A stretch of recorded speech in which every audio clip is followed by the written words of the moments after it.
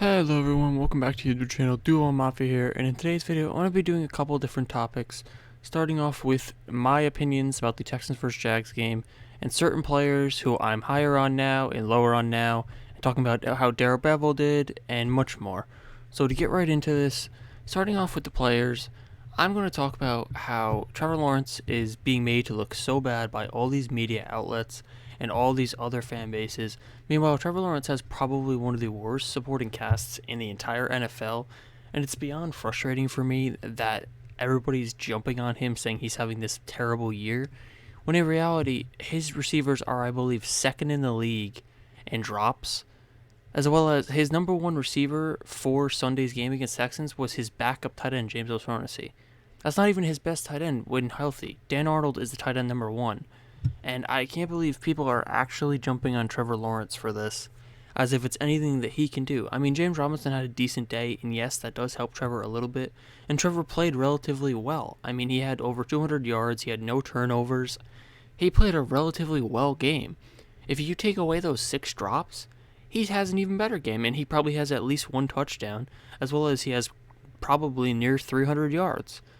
You cannot put drops on the quarterback. Now, yes, one or two of the drops were not perfect throws, but still, if you're an NFL wide receiver or an NFL receiver in general, you should be able to catch a ball that hits your hands. You should be able to catch a ball that's within your radius.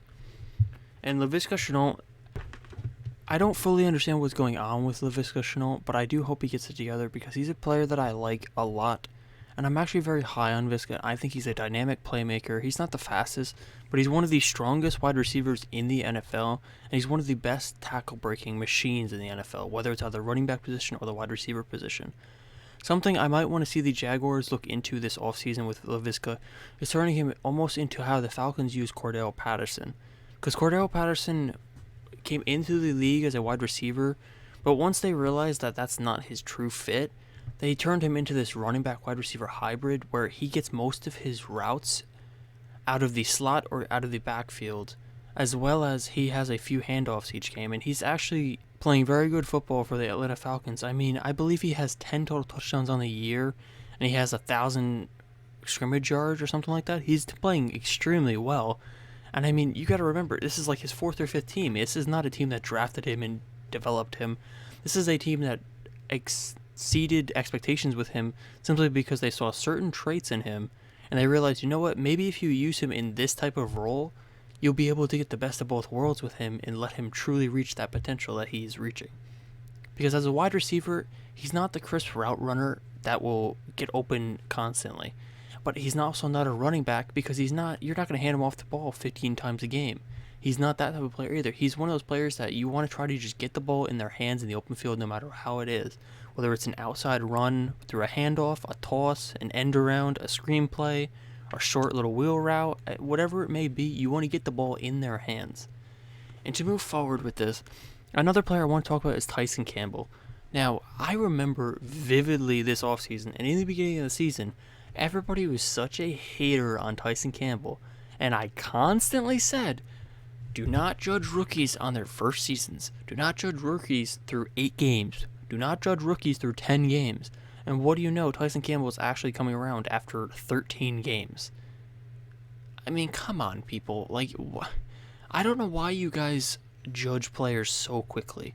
I mean, there's multiple Jaguars pages, I'm not going to say any names, but that were posting early on in the season about how terrible Tyson Campbell is, and now there's people riding the guy as if he's the best corner in the league. It's like, come on. If you're going to stick to an opinion, at least be consistent or admit, you know what, maybe I was wrong on this player. Or you know what, maybe he is better than I thought he was. Stop reacting so quickly and stop overthinking everything. Let these players develop. Like, I don't know why people think all these players are going to come in day one and be absolute studs, be absolute stars. That's simply not what happens. 80% of the players in the NFL literally get little to no snaps in their rookie years. Like, people need to realize, you don't just go from college to the NFL and just day one be an all-star, day one be a Pro Bowler, day one be an all-pro. Like, that's not how it works at all. You need to put in the time, show your coaches that you're ready, learn the playbooks, learn plenty of different things within your team, and learn what role exceeds for your team and fits you the best. It's really not as simple as, okay, you draft a person, you play him, boom. It's not Madden. It's not. It's never going to be that. Teams take years and years to build. Now, there are certain teams that have great front offices and great coaches that are able to get something out of rookies in their young years. For example, the Dallas Cowboys have Micah Parsons right now, who's having an amazing rookie year, and there's nothing to take away from him. But that's not going to happen with most rookies. That's just simply not realistic. Is it nice when that happens? It's amazing. But that's not a realistic viewpoint. You are never going to draft somebody and just assume they're going to come in and be a Pro Bowl level player or an All-Pro level player. That's just not a realistic viewpoint for someone to have. Now, to move on to another player is James Robinson. I'm glad that James Robinson had this bounce-back game after last week's very, very hard-to-watch effort, honestly. Even though he didn't get many touches, he was not effective at all with his touches. And it's good to see him have a bounce-back game. Even though we did lose, there was things I liked about this game, James Robinson being one of them. I liked the way Trevor played. I also liked the way this defense played. Even though they did give up 30 points on the stat sheet, it really doesn't give you a full description of the game.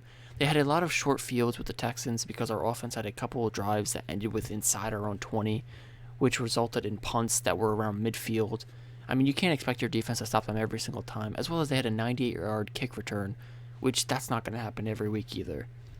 So our defense overall did not play too terribly, and I actually liked what they did with the Texans offense. Now, the Texans don't have a great offense, but the looks that our defense was giving them, you could tell it was affecting Davis Mills, and their run game was absolutely shut down, in my honest opinion.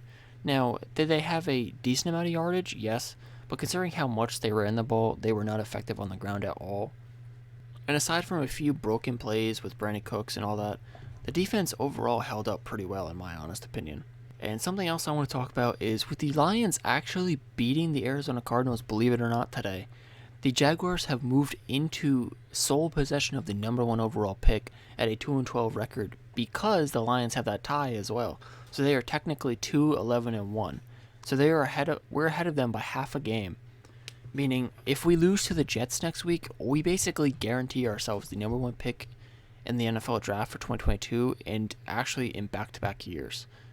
Now, if this does happen, I will probably be making a video on that and what we should do with the number 1 overall pick and a bunch of scenarios for it. But I'm going to wait a little bit on that because it's not quite solidified just yet. We can still win next week, and then the Lions lose out and they beat us by half a game. And there's also a way that the Jets can actually jump us for it if we beat them and they lose out. There's a lot of different things that can happen. So I'm not going to quite talk about it just yet. But if the Jaguars lose out for the rest of the season, they will indeed secure the number 1 overall pick in the 2022 NFL Draft. Another topic I wanted to jump into is the coaching with Darrell Bevell.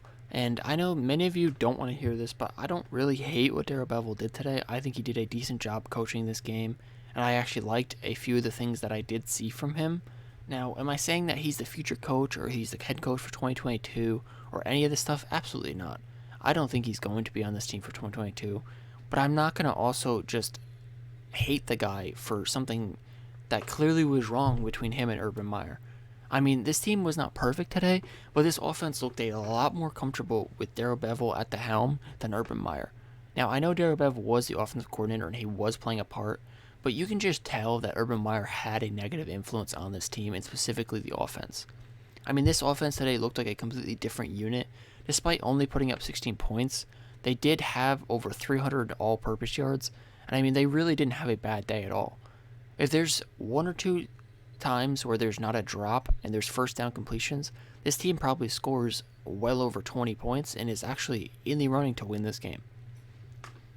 So I'm actually liking what I'm seeing from Darrell Bevell, and Joe Cohen had an okay day on the defensive side. Like I said, there was a lot of stuff that was out of his control, in all honesty, with the short field positions for the Texans multiple times, as well as the 98-yard kick return, which it should not happen ever, but it did happen, and that's 7 points that you really can't put on the defense because they weren't on the field.